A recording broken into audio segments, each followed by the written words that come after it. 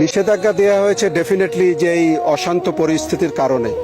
এই নিষেধাজ্ঞা চলে যাবে যখন পরিস্থিতিটা শান্ত হবে। আর আমি খুবই আশাবাদী, কারণ আমরা সারা বিশ্বে মানবিকতার জন্য কিন্তু আমরা বিখ্যাত। আপনারা জানেন যে জাতিসংঘে আমরা কিন্তু অনেকদিন ধরে 1 নম্বর শান্তি রক্ষাকারী দেশ।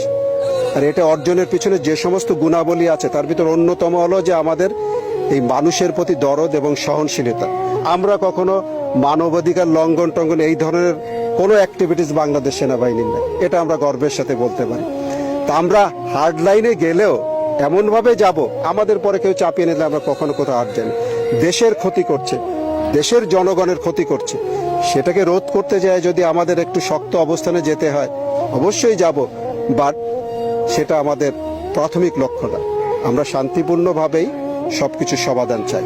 মরণ কামড় কেউ দিলে আমরাও তার প্রতিহত করব, এটাই ন্যাচারাল।